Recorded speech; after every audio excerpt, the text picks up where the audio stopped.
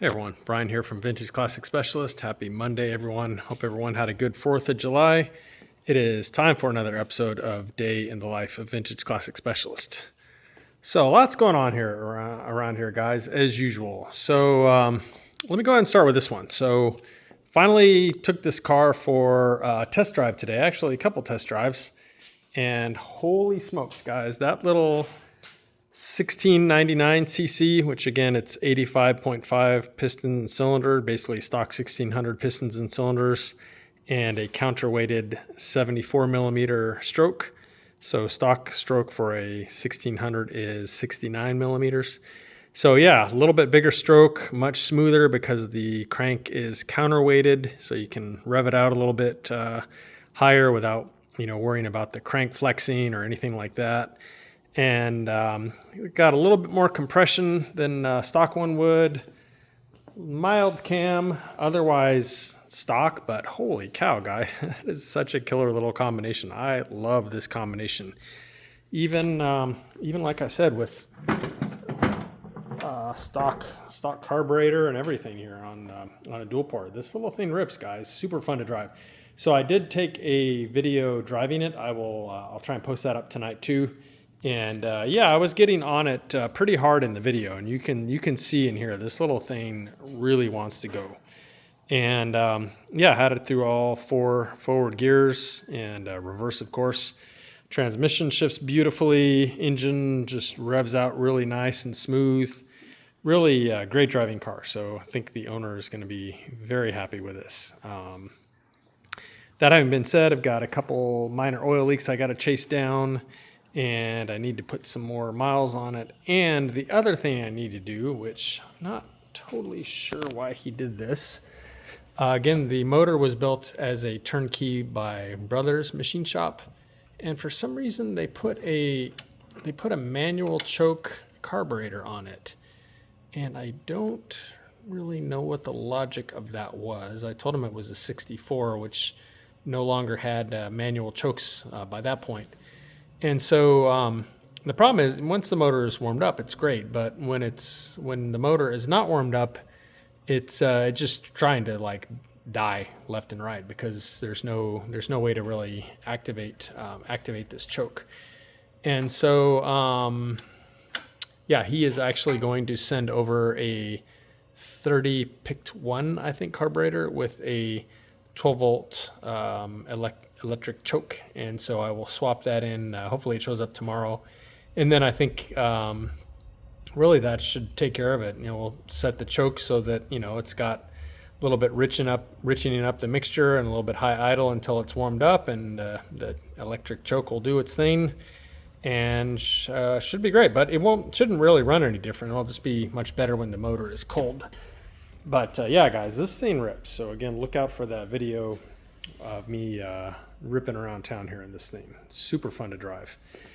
So yeah, that was it. Like I said, a couple little oil leaks I got to take care of, and then just got to put more miles on it. The owner wants to make sure that it's super reliable and all that good stuff, of course, before it leaves here. So probably keep it for another week or so and just drive it every day or two and go on progressively longer drives. I probably put like 8 to 10 miles on it today. I need to take it on my what I call my torture test still, which is the route that I go around Orange and through, I don't know, whatever that is over there, Anaheim Hills and stuff, where there's a bunch of really long steep hills. Really like to test cars out on that to build some cylinder pressure and make sure they don't start spraying oil all over the place or anything like that. But and of course I'll get on the freeway and go a few exits. We did put a freeway flyer 4th in it, so I want to make sure it'll cruise nicely on the freeway. I have no doubt that it will, but again, I want to test all that stuff out before hand it back to its owner. So yeah, I did that this morning, which was pretty fun, and did it before it got too warm out or anything like that. Okay, so why don't we talk about what Rafa did, and then we'll talk about what I did the rest of the day. So Rafa almost exclusively worked on this beautiful 68 Ghia today, and so let me talk about what he did. So one thing that he did was he put the other C-pillar piece on, so that's this piece here, And again, these are original ones on the car, and surprisingly super nice, because this car was very crusty. If you've been around the channel for a while, you know this car was what I used to call the crusty Carmen, because it was like rusted and pretty gross everywhere. But these cleaned up nice. However, and there's always a however, on this one, the top here, there's like a little metal bracket that sticks out where it actually bolts to the the underside of the roof, was basically busted. And so Rafa basically had to fabricate this new little sort of L bracket right here and attach it to the pillar, because that's what attaches it at the top right here. So yeah, that piece was busted off. So again, had to pretty much make a new one of those and attach it on there. So good as new, or maybe better, who knows. So he did that, and then he pretty much spent the rest of the day on the dash. And these faux wood grain dashes are beautiful, and they look super nice when they're installed. But guys, these things are a pain in the ass to install, and you gotta really take your time. So we use upholstery grade adhesive, and with that type of adhesive, you apply it on both surfaces. So you apply it on the back side of the panel here, and then you apply it on the metal dash face, and then you let it sit up, kind of tack up for a little while, and then you start putting the two together. That stuff is really unforgiving, especially if you let it sit and kind of tack up for a little while before you start sticking the two pieces together. Once you stick it together, there's pretty much no going back. So you got to make sure everything is like lined up perfectly everywhere before you start pressing those two pieces together, or pressing the face onto the metal dash.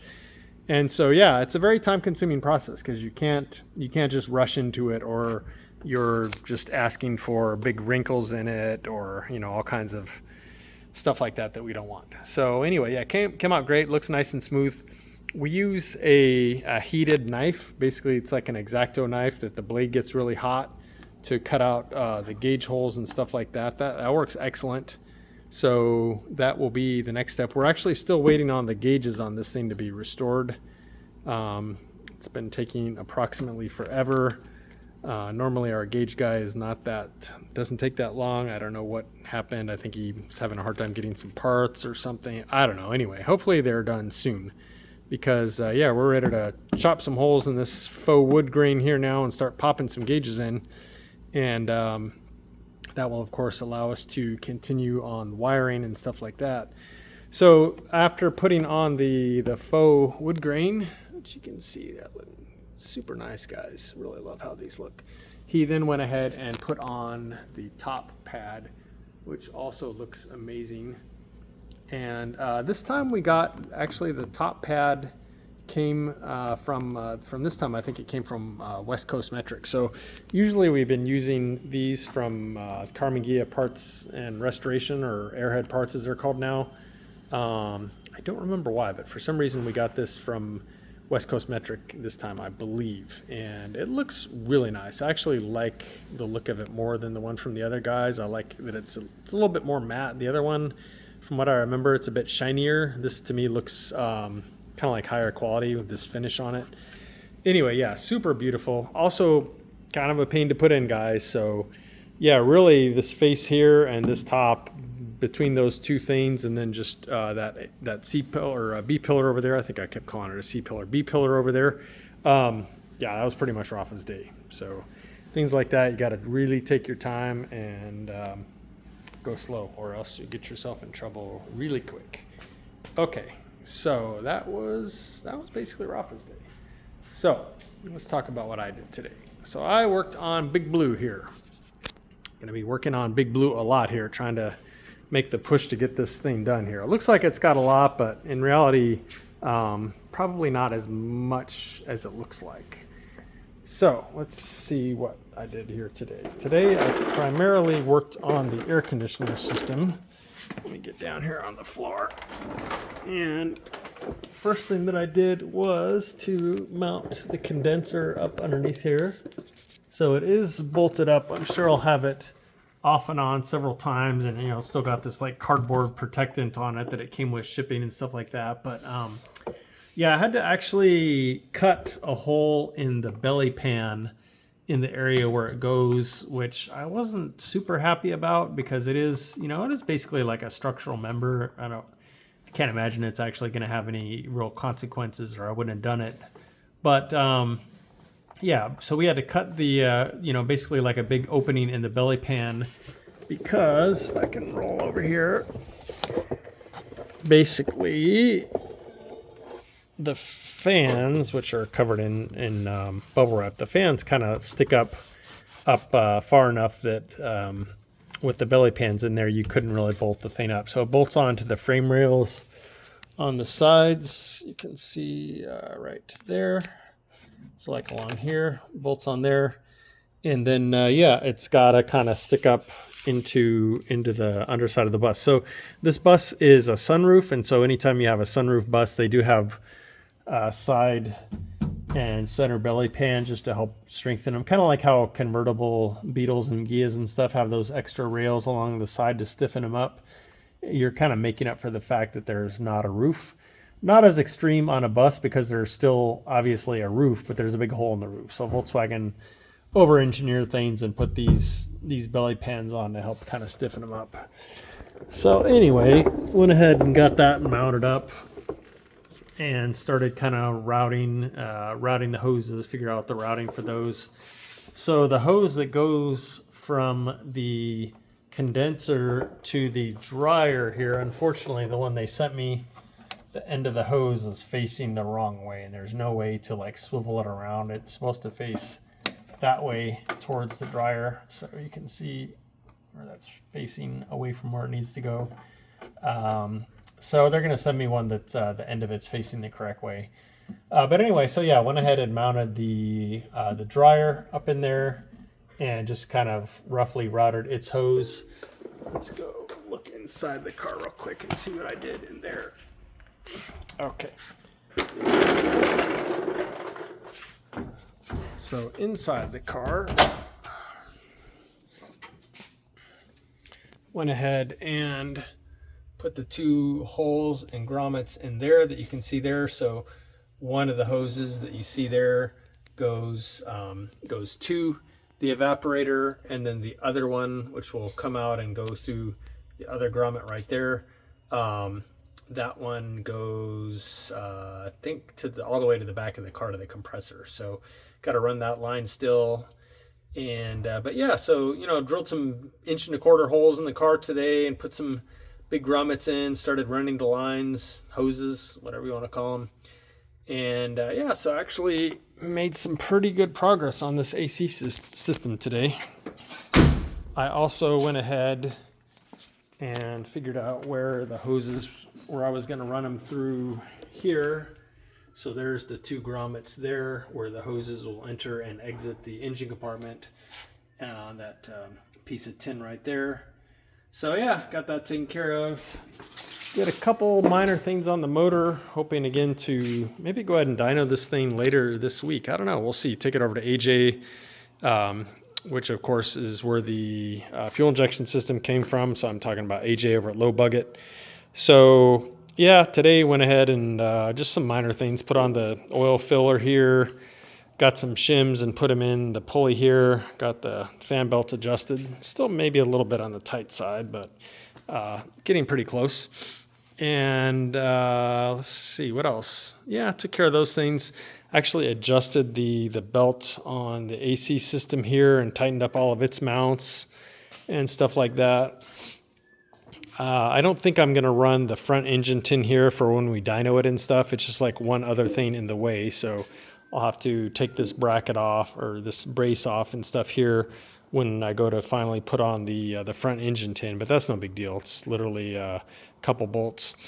But yeah, this thing is, I think it's about ready actually to bolt onto the dyno. Needs oil in it still. Need to connect these hoses from here to here so we're not just blowing cooling air off into outer space here, so it's, doesn't get hot running on the dyno. And muffler is just on here loose because we're going to have to transport the car, obviously. So that'll come off for, I mean, the motor for transport the motor over to AJ's shop. So that's just on there loose because it'll have to come off for transport. That's about it, guys. This thing, I think, is about ready to go on the dyno. So like I said, hopefully later this week, pending AJ's availability, we'll go ahead and take this thing over and strap it on his dyno and fire it up and see what she does, and do a little preliminary tuning and stuff like that on the EFI system. So that was my day, guys. I'm driving this one first thing in the morning and then working on the AC system here on Big Blue. That was pretty much it for me. So thank you guys for watching. Again, look a little later today, hopefully, for a video here driving this 64 Beetle with a 1699cc motor. And that's it for today. So thank you all for watching, and we'll see you again tomorrow. Bye.